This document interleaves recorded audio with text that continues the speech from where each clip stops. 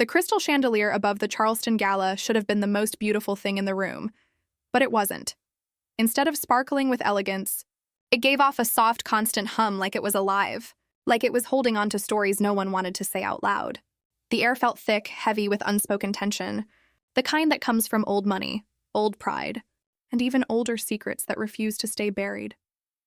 At the center of it all stood my mother-in-law, Sarah, perfectly placed at the head of the long mahogany table like she owned not just the house, but everyone in it. Her silk dress moved gently as she shifted her weight, but the sound wasn't soft, it was sharp, like a quiet warning wrapped in elegance. She raised her glass slowly, letting the wine catch the light, glowing deep red like something expensive and dangerous. But her eyes didn't land on me. They didn't land on her own son either. She looked right past us as if we were invisible, and fixed her attention only on the biological cousins. To the legacy, she said, her voice smooth and sweet but firm underneath, like steel hidden under velvet. To the true bloodline that keeps this family estate alive. The words floated across the room, and people responded the way they always do. Smiles, nods, raised glasses. But I felt something colder settle inside me. Then came the gifts. One by one, she handed out small, elegant boxes. Each one looked simple on the outside, but you could tell by the weight that they held something valuable. Hannah opened hers first, her face lighting up instantly as she revealed a designer watch worth $200. Ryan followed, just as pleased, just as included, just as chosen. Soft claps filled the room. Quiet approval. Everything looked perfect on the surface. And then it was Emma's turn. My 7-year-old daughter sat still, her small hands resting in her lap. She hadn't complained. She hadn't asked for anything. But her eyes were waiting. In that moment, my heart didn't beat, it calculated. Sarah didn't reach for another box. Instead, she bent slightly and pulled out something from under the table. A thin plastic bag, wrinkled, cheap, out of place in a room built on wealth and appearances. She handed it to Emma with a smile that looked polite, but empty. Inside was a teddy bear from a thrift store. Its ear was torn, its ribbon faded, like it had already been loved and discarded once before being handed to my child. And a little something for our guest, Sarah said softly. Guess that single word landed harder than anything else that night. Behind her, the projector flickered to life with a quiet hum. The ancestral family tree spread across the screen, branches reaching across generations, names carefully placed to show history, power, belonging. I didn't need to search long. I already knew where to look, the space where Emma's name should have been. It was empty, not crossed out, not hidden, just gone. A clean white gap where my daughter had been erased, as if she had never existed in this family at all. Have you ever been treated like a guest in your own family? Drop a comment and let me know where you're watching from tonight. I'm reading every story. I didn't react. I didn't rush to comfort Emma or try to block her view. I didn't whisper lies to protect her feelings. I wanted her to see. I needed her to understand exactly who these people were before I removed them from her life forever. Sarah was still smiling. Her lips curled into that thin, poisonous line, clearly pleased with herself. Around her, the guests leaned closer, whispering quietly, enjoying the moment like it was part of the evening's entertainment. She thought she had won. She thought a $10 teddy bear was the final move, but it wasn't. It was just the beginning. My anger didn't blur my thinking. It sharpened it. It turned everything into something clear, something precise. In my world, the world of museum curation, when you discover something is fake, you don't argue with it. You don't get emotional. You simply remove it from display. So that's exactly what I did. I stood up slowly, the sound of my heels clicking against the marble floor echoing through the room like a countdown no one else understood yet. Without hesitation, I walked straight to the gift table. 2 envelopes sat there, clean, untouched, each containing $2,500, carefully set aside for the true heirs. I picked them up. That's when Sarah's smile began to crack. "Jennifer, what are you doing?" she asked, her voice tight for the first time. I didn't answer. I turned and walked toward the large, 3-tiered chocolate fountain. Thick, dark chocolate flowed endlessly, smooth and rich. A centerpiece designed to impress guests who already had everything, with steady hands, the same hands I used to handle fragile, priceless artifacts. I held the envelopes over the flowing chocolate. For a moment, time seemed to pause. Then I let go. The envelopes dropped into the chocolate, disappearing instantly beneath the thick, warm surface. Gone without a trace. The silence that followed didn't just settle. It slammed into the room. "Since Emma is a guest," I said calmly, my voice clear and controlled as it reached every corner of the hall. "Then my husband's salary, the one that paid for this entire event, the catering, the venue, and even that chocolate, is guest money too." I let the words sink in before finishing, and I'm reclaiming the interest. Beside me, Christopher didn't hesitate. Not even for a second. He didn't defend his mother. He didn't try to soften the moment. Instead, he reached into his pocket, pulled out his phone, and tapped something quickly, like he had been ready for this all along. "I just revoked the family authorization for the Charleston estate accounts," he said, his voice flat and emotionless like a legal statement. "The staff, the security, and the utilities are now offline." Then he looked directly at her. "Since we aren't family, I'm sure your true bloodline can figure out how to pay the bills by morning." No one spoke. No one moved. We didn't wait for her reaction. I gently took Emma's hand, leaving the torn teddy bear lying face down on the white tablecloth. Forgotten already, just like they had tried to forget her. And then we walked out. The only sound that followed us was the steady rhythm of my heels, echoing through a room full of people who had just realized they were standing inside something they could no longer afford. I didn't look back as we stepped outside, leaving behind the heavy scent of flowers and expensive perfume. The humid Charleston air hit my face, warm and thick, but inside me, everything felt cold and clear. For 6 years, I had been the silent force keeping Sarah's world intact. While she played the perfect matriarch in public, I worked behind the scenes. I managed her art collection, making sure its value kept growing. I handled the estate's tax history. I even used a large part of my own inheritance to repair the East Wing when a burst pipe nearly destroyed everything. The family claimed to stand for, I had invested everything into a system called family, and in return, I owned nothing. I carried all the weight, all the responsibility, but none of the respect. I looked down at Emma's small hand in mine. She was quiet. Too quiet for a child her age. She didn't ask why her cousins got expensive watches while she got something broken. She didn't ask why her name wasn't on the screen, and that silence said everything. Children understand more than we think. They feel everything, and when we stay quiet to protect them, we don't protect them. We teach them that being treated badly is normal. I had made that mistake for too long.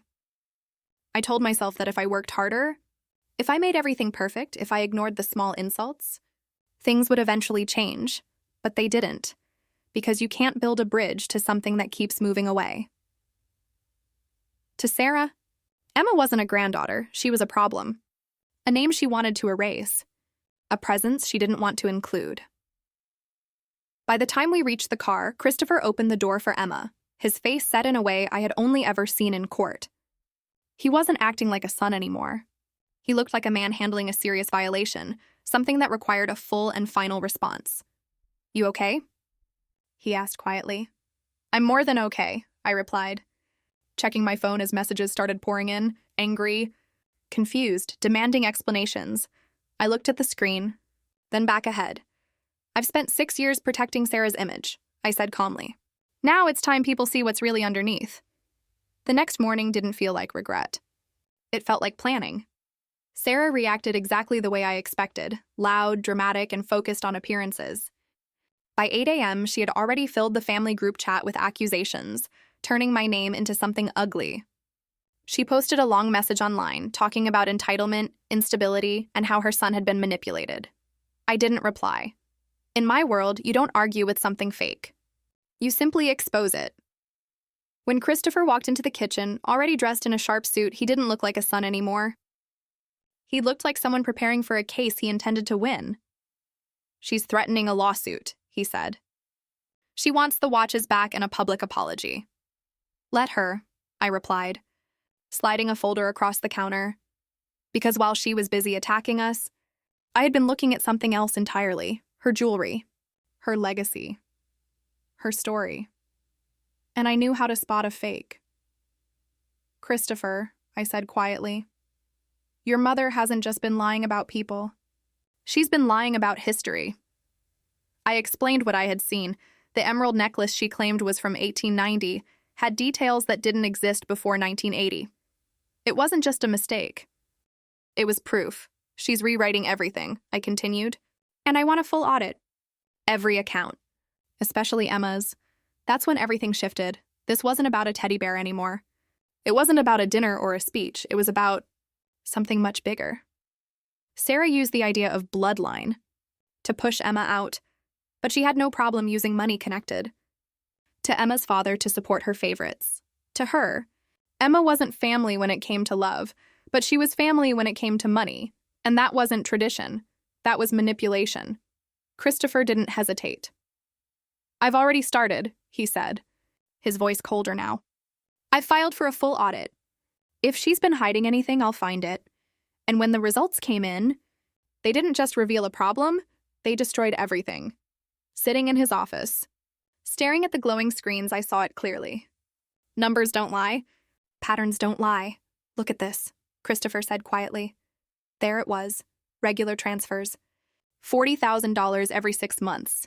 Clean, consistent, hidden in plain sight, but they weren't coming from any family legacy. They were coming from a forgotten account.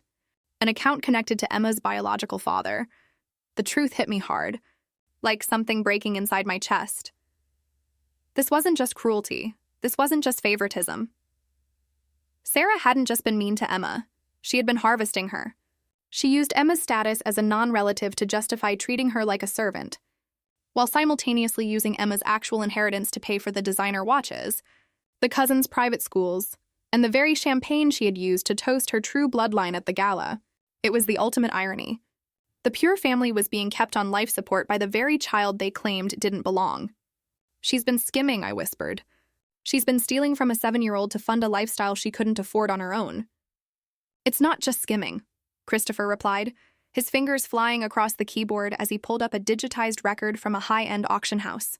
Look at the emerald necklace. I found the sale record. Sarah sold the original family heirloom 6 years ago, right after we adopted Emma. She replaced it with a lab-grown synthetic and pocketed the difference. She's been liquidating the family history to keep up appearances, and she used Emma's trust to cover the insurance premiums on the fakes. In the world of art, a forgery is a crime against history. In a family, this was a crime against the future. Sarah had spent years gaslighting us, making us feel like we were lucky to be included in her prestigious world, while she was effectively picking our daughter's pockets under the table.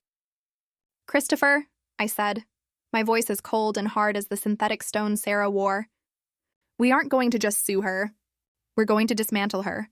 We're going to take back every cent, every brick of that estate, and every bit of dignity she stole from Emma. I've already drafted the criminal referral, Christopher said, hitting the print command. The printer began to hum, churning out the pages that would end Sarah's reign. This isn't family drama anymore. This is a crime scene. The brunch at the estate was supposed to be Sarah's victory lap, a chance to regroup and pressure Christopher into dropping the audit. She sat at the head of the table, her hands trembling slightly as she reached for a silver teapot, the synthetic emeralds on her neck catching the morning sun. She looked smaller today, the weight of the professional shift finally pressing down on her. Christopher, darling, she started, her voice thin. Family matters should stay within these walls. This audit, it's embarrassing. Think of the legacy. Think of what people will say. Christopher didn't look up from his coffee. I am thinking of the legacy, Mother. I'm thinking about how much of it was stolen. I signaled Emma. She walked forward, carrying the weathered wooden box we had found in the back of the estate's climate-controlled storage, the one Sarah thought I'd never audited. Emma placed it on the table directly in front of Sarah. Grandma, Emma said, her voice clear and devoid of the fear Sarah had spent years trying to instill in her. Dad told me to give this to you if you ever ignored me again. Sarah's face went from pale to ashen. She opened the lid with a shaky hand. Inside wasn't a child's drawing. It was a stack of certified bank statements and the original auction house receipt for the real emerald she had sold 6 years ago. Attached to the top was a criminal referral for felony embezzlement and wire fraud. You used my daughter as an ATM, I said, my voice cutting through the clinking of silverware like a razor. You erased her name from the family tree while you were busy draining her father's trust to pay for your fake life.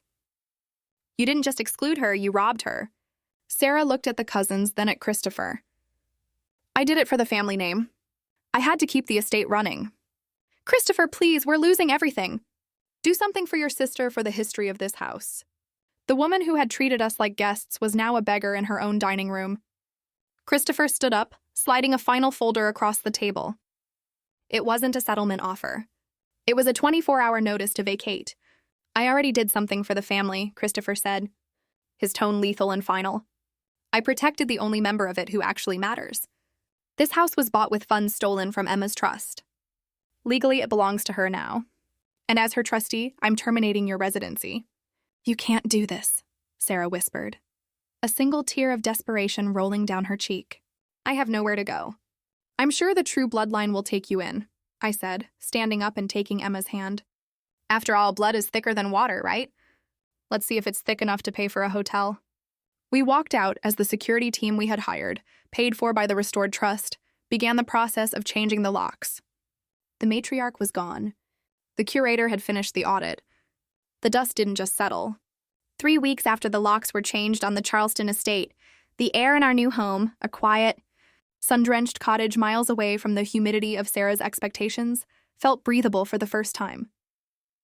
The resolution wasn't loud. It was a series of wire transfers and signatures. We didn't just take the estate. We liquidated it. Every piece of forged jewelry, every mahogany chair, and every drop of Sarah's legacy was sold to restore Emma's trust. After the legal fees and the forensic accountants were paid, the ledger finally balanced. Emma didn't just have her father's inheritance back. She had a future that wasn't being harvested by a parasite. The final severance is rarely a single moment. It's a process of realization. I sat on the porch watching Christopher and Emma play in the yard, and I realized that cutting a poisonous branch isn't an act of cruelty. It's an act of forestry. If you don't prune the rot, the whole tree dies. Sarah had tried to use the concept of blood to keep us tethered to her dysfunction. But blood is just biology. Family is a choice made in the quiet moments. In the way Christopher looked at Emma as if she were the center of his universe, despite sharing 0% of her DNA. The final scene of our transformation didn't happen at a gala. It happened in a small wood-paneled courtroom. There were no projectors or designer watches. It was just us and a judge. Do you understand the significance of this petition? The judge asked, looking over his spectacles at Emma. Yes, sir. Emma said, her voice steady. I'm choosing my own name. When we walked out of that building, Emma wasn't a guest in the Charleston lineage anymore. She carried my maiden name, a name that in our house stands for curators, protectors, and truth-tellers. That night, for the first time in 7 years, I didn't dream of family trees or missing branches. I slept in the silence of a house where everyone belonged. We celebrated a quiet Christmas by the fire with small, thoughtful gifts and the knowledge that no one was keeping score. The ledger was closed. The audit was over. We were finally just a family. If you believe family is a choice and not a bloodline, hit share. Don't let anyone make your child feel like an outsider in their own home. Subscribe for more stories of justice.